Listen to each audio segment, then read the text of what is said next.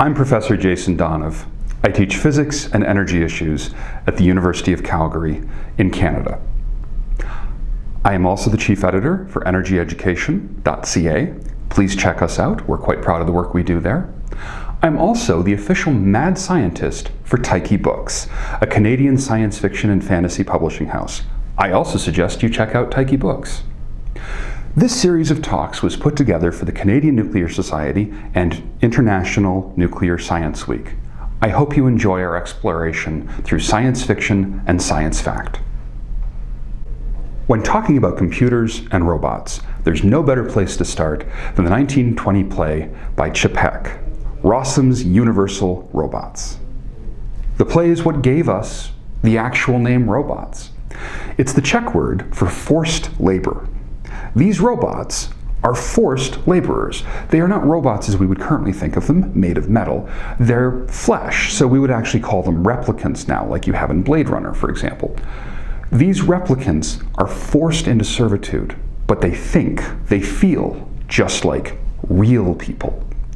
They wind up rising up in rebellion, overthrowing their oppressors. A bit prophetic for a Czech writer in 1920. What they do is they wind up wiping out almost everybody. And this theme, this fear of being replaced by robots, is something that pervades an awful lot of science fiction going forward from this. The story ends on a sort of happy note in that the last human alive christens, if you will, the two robots with two names that are new, Adam and Eve, and they fall in love, and they wind up leaving and going out into the world to build a new world, which seems to be what we're doing right now, is we're building a new world around us. A world with computers and robots. The human imagination has always included artificial humans. Early automatons include the Talus, as shown in this picture, and Talus was a bronze, well, I would say robot, that guarded Europa. In addition to Talus, we also have Jason, my own namesake, and Cadmus sewing dragon's teeth in order to make soldiers that will go out and do one's bidding. But it's not just European culture that had this. Down in India, an Indian legend tells of mechanical robots, the Bhuta Vahana Yanta, that guard the relics of the Buddha. And in the 10th century BCE, Yan Shi made an automaton out of wood, adhesive, leather, and lacquer, and presented it to King Mu of Zhao, who got a little angry because the robot actually would wink and flirt with the people of the court.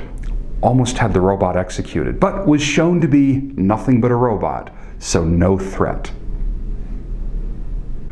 Going back to where we started with Gulliver's Travels included a machine, a knowledge engine, that would mechanically come up with sentences, and it would allow people to have learned discourses on various topics by throwing together various sentences. And this was a deep and profound thing that they were able to do. But one place where science fiction got it completely backwards was you needed human scribes to sit down and carefully hand copy all of these sentences so that you could distribute them rather than having a mechanical printer like we do. Chess, one of the greatest games ever invented by humanity. I am a chess player myself. Chess and machines go hand in hand now. And it turns out that even in the 1770s, we have a mechanical automaton that was allegedly playing chess, an engraving of it here. It held a real chess player inside of it. So that's how it was able to go around and beat so many people. In 1951, Clifford Seamack's book, Time and Again, predicts a future where it would be impossible for a human to ever beat a machine. Quite prophetic in 1951, when 45 years later, sitting world chess champion Garry Kasparov, facing off against IBM's Deep Blue, seen here in the picture. Well, Deep Blue won 3 games, drew 2, and lost 1. As Garry Kasparov said, to the delight of the IBM team, in the right position, Deep Blue plays like God. In one of the most best-selling science fiction novels of all time, Stranger in a Strange Land, 1961, strangely predicts screensavers with tropical fish going back and forth, which on my own computer back in 1992 is exactly what we had. It's not just screensavers that were predicted.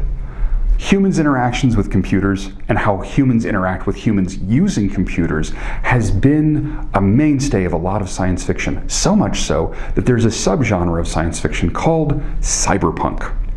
My two favorite cyberpunk authors are William Gibson and Neal Stephenson.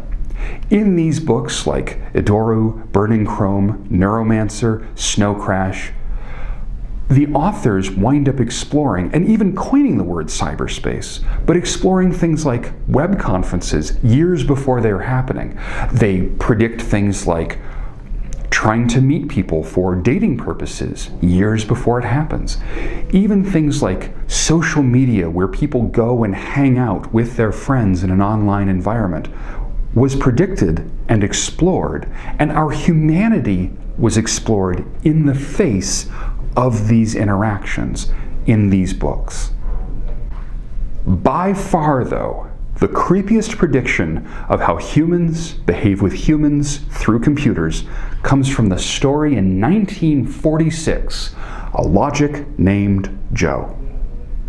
I encourage you to actually look in the comments section below, where we will link to the radio play of this wonderful, wonderful science short story by Murray Leinster. Over the course of this story, he predicts that this Carson circuit, you'll have interconnected logics, which are basically computers, and they're all connected into a Carson circuit, which is basically the World Wide Web. He predicts that you will have messages, email services, location finding. You can look up the people you went to high school with and see their picture and where they're living now, like Facebook. He also predicts that you can find out information about them, where they're working, what jobs they've been holding, like LinkedIn.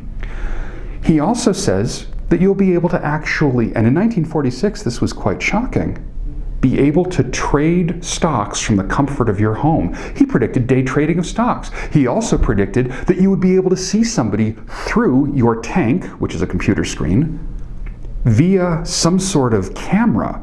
He predicted Skype. Not only did he predict Skype, but he predicted that there would be an encyclopedia that everyone would be able to access and contribute to. In 1946, Murray Leinster predicts Wikipedia. Worse, he actually predicts that some people will wind up entertaining their children with short, animated, moving pictures with sound in their home through the Carson circuit. He didn't just predict YouTube, he predicted cat videos. He also predicted some of the moral and ethical considerations because people are using this internet to look up how to cheat on taxes and kill people, commit murder without being found out. Apparently, humans have not changed all that much since 1946. William Gibson, when talking about his predictions of the future, said, actually, if anything, the more ridiculous my prediction of the future, the more likely it is to come true. Going back to Isaac Asimov's Foundation series, Hari Seldon, a mathematician, predicts 1,000 years of human future. Hari Seldon then uses these predictions to actually slightly tweak the course of human understanding. Hari Seldon, this eminent mathematician, creates a society that can be modeled by math. Using baseball statistics, Nate Silver, statistician extraordinaire, correctly predicted the 2008 election in the United States. Got all the states right. He's using baseball statistics and his understanding of statistical analysis and so forth to do what I had considered to be the single most outlandish prediction in all of science fiction. So, shall we keep calm and trust Hari Seldon? I mean Nate Silver? I mean, what has our math actually started telling us? Another thing from Foundation is that in 1942, Isaac Asimov predicts calculators, little handheld devices that allow you to do calculations with lightning speed. He also predicts things that sound an awful lot like smartphones. But then in 1958, in A Feeling of Power, we have gone far enough into the future where people are no longer capable of doing math. They now rely on computers to do everything for them. The mere idea of a multiplication table is antiquated. As a hobby, the character Schumann actually sits down and teaches himself how to multiply numbers together. The military seizes upon this because it's a deep military secret. Computers are expensive, and the military geniuses have realized that it would be cheaper to expend human life by having human-powered missiles as opposed to computer-powered missiles. So, Schumann has this feeling of power. And in the closing of the story, he says, 9 times 7 is 63, and I know that for myself. I don't need a computer to tell me that. The computer is in my own head. And it was amazing the feeling of power that gave him. Science fiction allows us to explore what is a human? What does it mean to be a human? And how is that changing as our technology changes? And that is what we're going to talk about in the next video.